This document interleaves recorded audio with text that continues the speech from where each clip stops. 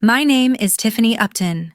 At the family BBQ last Saturday, my little brother Ethan stood in the middle of the backyard, beer in hand, and announced to everyone with that smug grin, Tiffany will probably rent for the rest of her life, owning property, not in her future. Dad laughed and added loud enough for the neighbors to hear, yeah, being basically homeless suits. You just fine. Mom nodded, flipping burgers, and chimed in. Some people just aren't cut out for it, sweetie. 20 pairs of eyes turned to me, waiting for the usual embarrassment, the red face, the stutter. I gave them nothing. I just looked at Ethan, smiled small, and said, okay.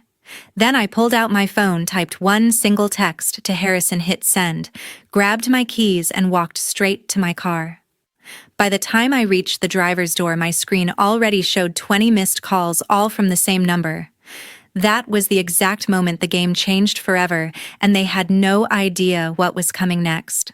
If you've ever had your own family count you out while smiling to your face, stay with me because the next 17 minutes are going to hit hard. Drop a like. If you're ready for the full story, hit that subscribe button with notifications on so you never miss one of these. And let's get into it. Sunday morning, my eyes weren't even fully open when my phone started blowing up with notifications.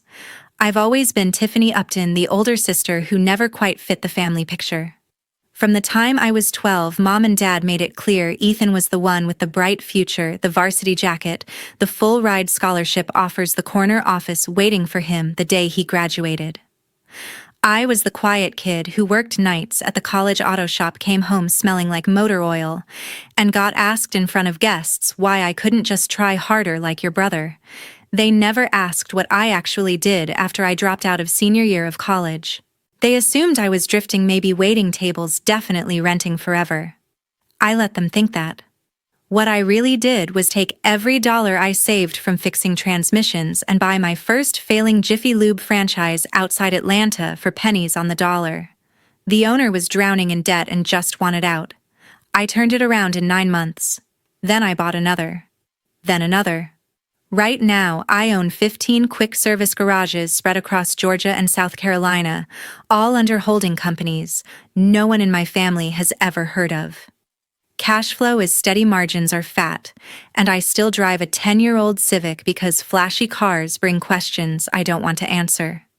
26 months ago, at 2:30 in the morning, Ethan called me sobbing so hard I could barely understand him. He'd just been walked out of the regional bank where he was assistant VP, some internal audit gone wrong, non-disclosure agreement, the whole mess. The mortgage on his 4-bedroom colonial was $4,200 a month, and his severance was already gone on a lease Porsche he couldn't return. Tiffany, he choked out, if Mom and Dad find out I'm ruined, they'll never look at me the same. Please, just until I'm back on my feet. I'll pay every cent back, I swear on my life. I was sitting on the floor of my 1-bedroom apartment, laptop open, looking at the numbers for garage number 11 I was about to close on.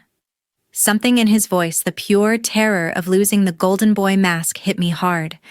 He was still my little brother, even if he'd spent years treating me like background noise. So I set up the automatic transfer that same night. $4,200 on the first of every month, straight from the business account into his mortgage servicer. No paperwork, no interest, no questions. He promised it would be 3 months, maybe 6. I didn't argue. For the first year, he texted thank you every single month, always, with some new excuse, why he still couldn't take over the payment himself. New certification courses, market being tough, interviews that almost panned out. I never pushed, I just kept hitting confirm. By month 18, the thank you texts stopped coming. He got another banking job, lower title, lower pay, but enough to keep the lights on if he lived like a normal person. He didn't.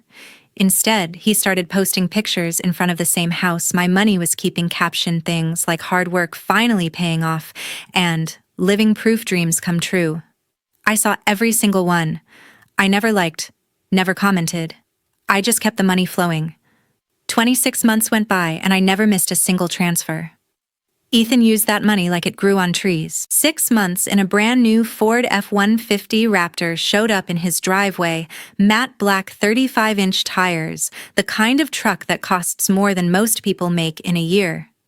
He posted it from every angle with the caption, "Finally treating myself after grinding so hard." I scrolled past while eating cold pizza in my apartment. Weekends became his country club era. Every Saturday and Sunday he was on the course polo shirt tucked in, swinging a driver that probably cost $2,000. He'd tag the same 3 buddies in every story drinks on the cart sunset over the 18th hole, living my best life written across the screen in white text. I saw the charges hit the joint credit card monitoring app we still shared from years ago. Greens fees, bar tabs, pro shop purchases, all while my account quietly covered the roof over his head. He started hosting cookouts at the house my transfers paid for. Photos of him behind a massive stainless steel grill, steaks the size of dinner plates, friends raising beers to the camera. One caption read, "Paid this place off early, feels good to own something real." Over 200 likes poured in. Old high school teammates, coworkers, even Dad commented 3 fire emojis. I stared at that one the longest. He bragged in the family group chat about knocking out the principal on the mortgage, how smart he'd been locking in that low rate, how the bank practically begged him to refinance. Mom replied with a string of heart eye emojis. Dad sent a voice note saying how proud he was that at least one of his kids got it right. I left the chat on read. Some nights he'd post late, obviously drunk, shirt unbuttoned, standing on the back deck overlooking the yard he never mowed himself. "Grateful for every sacrifice that got me here," he wrote once. I screenshotted it, saved it in a folder labeled receipts, then approved the next $4,200 payment without a word. He bought a boat, a 24-foot center console he trailered to Lake Lanier every other weekend. Pictures of him wakeboarding, rope in one hand, beer in the other, bikini-clad girls laughing on the bow. "Living the dream I built," the caption said. "I paid for the slip rental that kept it floating." He told our cousins at Thanksgiving that he'd crushed it in crypto and that paid the house off years early. Told Dad's golf buddies he flipped a couple commercial deals on the side. Told Mom's book club he'd been promoted twice in 18 months and the bonuses were insane. Every story different, every story believed. Meanwhile, I wore the same 3 pairs of jeans, ate takeout from the same 4 places, and funneled every extra dollar into buying 2 more garages that were bleeding money for their previous owners. I never posted, never celebrated, never corrected a single lie. I just watched month after month as the brother who once cried on my floor built an entire kingdom on the foundation I paid for. Brick by invisible brick, and then stood on the balcony waving to the crowd like he'd done it all himself. Tuesday morning, my phone lit up with 20 missed calls from Ethan. I waited until the 21st rang through before I finally pressed accept. "Tiffany, what is this?" His voice came out raw, almost unrecognizable. The mortgage didn't hit. The bank left me a voicemail about a missed payment and late charges. "Tell me you didn't do what I think you did." I let the silence stretch. "Are you listening to me?" he yelled. "This isn't funny. $4,200 today or I'm in real trouble. Fix it." Nothing from my end. He started breathing like he'd just run stairs. "You're actually going to sit there and say nothing after everything? You're killing me, Tiffany. Straight up killing me." One missed payment and the late fees start stacking, then the credit hit, then the notices. "Do you even understand what you're doing?" I took a slow sip of coffee. Ethan's volume climbed higher. "Fine. Keep playing your little power game. I'm getting in the truck right now and driving to Mom and Dad's. I'll tell them every single month you've been secretly paying for my life like I'm some homeless charity case. They'll finally see who the real failure in this family is." I set the mug down without a sound. He kept going, venom dripping. "You think you're clever? You think your quiet little life makes you better? You've always been jealous. Always. I'll make sure everyone knows exactly how pathetic you are the second this all comes out." Another pause, then the shift. His voice cracked and dropped to a whisper. "Tiff, please. I'm sorry. I didn't mean any of that. Just send the money. I'm begging you. I have 3 interviews lined up next week. Real ones, 6-figure offers. 1 more month and I'm good, I swear. I watched the dashboard for garage number 9 update in real time, 27,000 in gross revenue yesterday alone. Tiffany talked to me. He screamed again, rage swinging back full force. You owe me this. After everything I've been through, after everything our family put into me, you're my sister. Damn it. I spoke for the first time low and even. No, Ethan, I'm not doing it anymore. Dead quiet. Then the ugliest laugh I'd ever heard from him. Enjoy watching your only brother lose his house. Hope that feels good when you're alone in your shitty apartment forever. You're dead to me. Click. 10 minutes later, the texts flooded in. First came screenshots of old conversations where he'd thanked me, promises to forward them to Mom, Dad, our cousins, his entire work group. Then long apologies, paragraphs about the treehouse we built when we were kids. How he used to stick up for me in school. How scared he was to lose everything he'd worked for. Then straight insults again, calling me cold, bitter, a parasite who lived to ruin his life. I read everyone. He called back 6 more times before lunch. Left voicemails that swung wild, one pure screaming one, just him crying for almost a minute, straight one bargaining that he'd sign anything I wanted, one threatening to show up at my door if I didn't pick up. I let them pile up. By 3 o'clock, he was sending Bible verses about forgiveness and family. By 4, he was back to telling me I'd burn for abandoning blood. By 6, he promised double payback interest whatever I wanted, just one last transfer. I muted the entire thread, closed the phone, and signed the final paperwork for Garage 16. Closing was set for next Friday. Saturday evening, I walked into Mom and Dad's living room one last time. The air was thick the second I crossed the threshold. Ethan sat dead center on the ottoman, elbows on knees, face already blotchy from crying. Mom perched on the edge of the couch, spine straight, eyes red-rimmed. Dad stood rigid beside the fireplace, arms folded so tight the veins stood out on his forearms. Ethan didn't wait for me to sit. She did it, he spat, voice cracking halfway through. 26 months she's been secretly paying my mortgage, and now she just cuts me off like I'm nothing. The bank left a message yesterday. 30 days and it's foreclosure. She's ending me right in front of you. Mom's gaze snapped to me, wide and searching. Dad's jaw locked harder. Ethan kept rolling, tears spilling faster. She let everyone think she was broke, scraping by while she was bankrolling my entire life behind your backs. And the minute I say one wrong thing, she pulls the plug. Tell them, Tiffany. Tell them how you've been playing puppet master this whole time.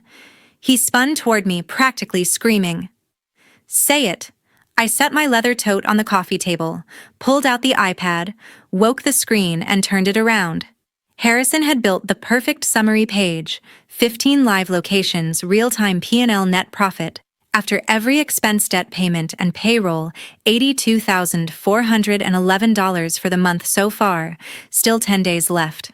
Below that, the latest appraisal package from the bank, total portfolio, value $5.8 million, equity column bright green, no personal debt attached, except the revolving lines on the businesses themselves. The room went dead silent. Mom leaned forward so fast she almost slipped off the cushion, squinting at the numbers, then at me, then back at the numbers again. Dad's arms dropped like someone cut the strings. His mouth opened, but nothing came out. Ethan stared at the screen, eyes bulging. That's impossible. Where the hell did you... I swiped slowly. Photos of each garage, branded signage, customer 5-star reviews, scrolling tax returns, insurance policies, bank balances in 7 figures. Dad finally managed to whisper, $5.8 million. Mom's hand flew to her chest. Tiffany. All this time, Ethan took one stumbling step closer, face draining of color. You've been hiding this, while you let me think. While you paid for everything and never said a word, I let the silence answer. Then Ethan dropped. full knees to the carpet, hands clasped so hard his knuckles went white. "Tiffany, I'm sorry. I'm so sorry. I was wrong. I was stupid. I was cruel. Please. 6 more months. 3. Just 1. I'll sign anything. I'll tell everyone the truth. I'll work for you whatever you want. Just don't let them take the house." Real tears poured down his cheeks, snot mixing in shoulders, shaking with full-body sobs. Mom reached out like she wanted to touch his head, then froze halfway, hand trembling in midair. Dad just kept staring at the iPad, repeating the same 2 words under his breath like a broken record. 5.8, 5.8. Ethan crawled an inch closer on his knees. "Please, sis. I'm begging you. I have nothing without that house. Nothing. You're all I have left." I looked down at him for a long, cold second. Then I spoke the only sentence I came to say. "No more." I closed the cover, slid the iPad back into the tote, zipped it shut, and turned toward the door. Mom's voice cracked behind me. "Tiffany, wait." Dad didn't move, didn't speak. Ethan's broken wail chased me down the hallway, raw and animal, echoing off the walls as I stepped onto the porch, pulled the door closed, and walked to my car without looking back. 9 weeks later, the sheriff's cruiser rolled to a stop in front of Ethan's house. 2 deputies got out, one holding the final writ of possession, the other carrying the locksmith's box. Ethan opened the door, barefoot, unshaven, wearing the same gray sweatpants he'd had on for 3 days. The lead deputy read the order aloud in a flat, practiced voice. "Court-ordered foreclosure. Complete occupant has 10 minutes to vacate any belongings left behind. Become property of the lender." Ethan tried to argue, voice hoarse, hands shaking. The deputy simply pointed to the signature line at the bottom, judge's stamp. No appeals remaining. Neighbors pretended to walk dogs that didn't need walking. Phones came out behind windshields. Someone started a live video titled "Big House on Willow Creek, Getting Locked Today." Ethan dragged 2 battered Louis Vuitton suitcases down the front steps, the same ones he'd once posted from a private jet. A 3rd bag split open on the driveway, golf shirts and cologne bottles scattered across the concrete. The deputies waited in silence while he stuffed everything back in. They changed the locks, slapped the bright orange foreclosure sticker across the front door, took a photo for the court file, and left. Ethan sat in the Raptor for 20 minutes staring at the house that wasn't his anymore, then drove the 43 minutes to Mom and Dad's with the radio off. They were waiting in the garage when he pulled in. No welcome, no open arms. Dad spoke first, voice like gravel. "Basement is cleaned out. You can stay there. Rent $500 a month, cash first of every month. No excuses, no IOUs. Utilities are included. Groceries are not." Ethan opened his mouth. Mom cut him off without raising her voice. "We met with the bankruptcy attorney yesterday. Chapter 7 is filed. Everything non-exempt is gone. We are not touching our retirement accounts. We are not co-signing anything, and we are not paying one more bill with your name on it. That part of our life is over." Ethan's face crumpled. Dad kept going. "We changed the Wi-Fi password, removed your profile from every streaming service, and moved the liquor cabinet into the safe. You want to act like a 30-year-old man? Start right now." Ethan carried the 2 suitcases down the narrow basement stairs himself. The space smelled of mildew and old paint. A twin mattress leaned against the cinder-block wall. No frame, no sheets. A single 60-watt bulb dangled from the ceiling on a frayed cord. The mini fridge still had his high school sticker on the door, Ethan's, hands off. The only outlet was behind the water heater. That first night he slept in his clothes under a moving blanket he found in the corner. At 2:17 a.m., he sent me a photo of the cracked concrete ceiling with the caption, "Happy." Now I didn't reply. 4 days later, the trustee auctioned the Raptor online. It sold for $21,000 under the remaining loan. The deficiency judgment landed in his mailbox the following week. Mom and Dad never wavered. No grocery runs, no tank of gas, no $20 until payday.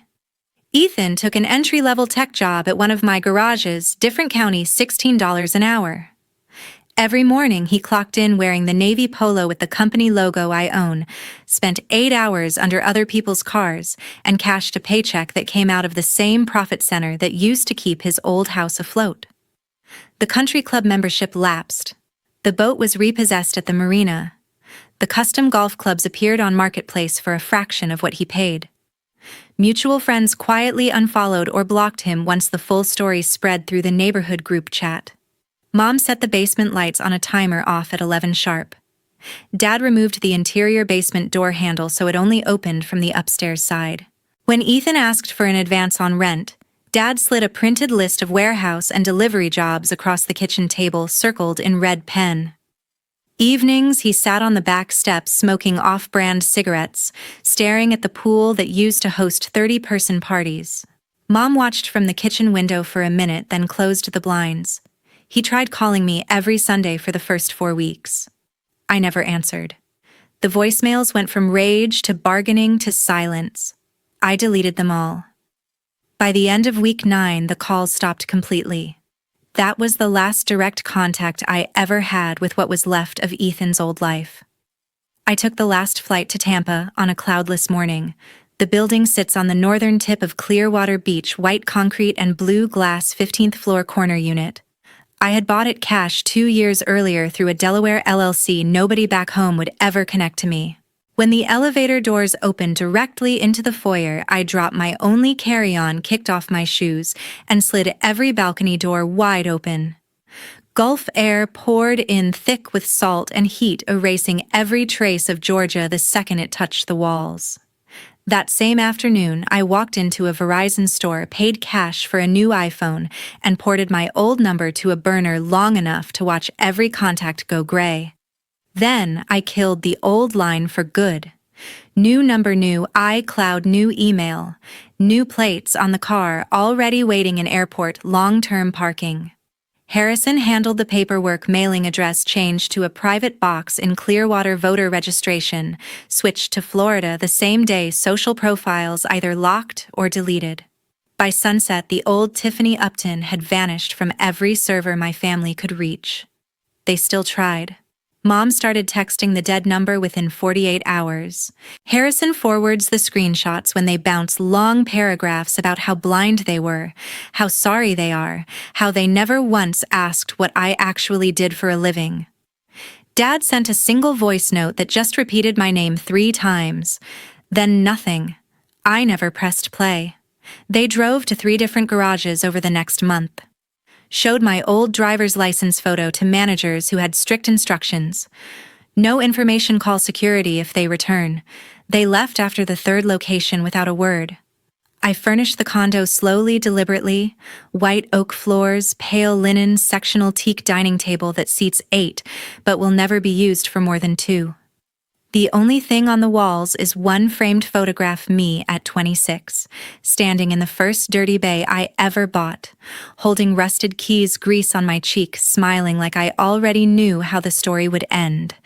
Mornings belong to the beach. I walk south before the umbrella renters arrive, sand still cool water, the color of money I never needed to flash. I run the numbers in my head without trying. 17 garages now. 2 more in escrow, projected net, crossing $1 million next fiscal year. The thought makes me smile, then I keep walking. Evenings, I sit on the balcony with whatever bottle is open, feet on the railing, watching the horizon swallow the sun in slow motion. The phone stays inside on airplane mode. No notifications, no ghosts, no second chances. Harrison sends a 1-page summary every 30th day, portfolio value 6.4, and climbing debt 0, cash reserves north of 7 figures. He asked once carefully if I wanted any family updates. I told him no. He never asked again. I still receive forwarded messages. Mom on Christmas Eve. Dad on what would have been my 35th birthday. Ethan once through our cousin's Instagram asking if I would at least hear him out for 5 minutes. Harrison deletes them all before I ever see the preview. That is the last favor I allow. People here know me as the quiet woman who owns a bunch of auto shops up the coast, tips 20% in cash, keeps her circle small, and never talks about where she came from. That is the entire backstory they will ever get. Years of being invisible taught me the only lesson that matters: real family is not defined by blood. It's defined by who bothers to look up when you walk into the room. Everyone else is just a stranger who happened to share a last name. I don't hate them. Hate is work. I simply removed them the way you remove a tumor, clean cut, no hesitation, no follow-up appointments. The Gulf keeps doing what it has done for millions of years, rolling in, pulling back, erasing every footprint the second it's made. And every morning when I open those sliders, the air is new, the light is new, and the life on the other side of the glass belongs entirely to me.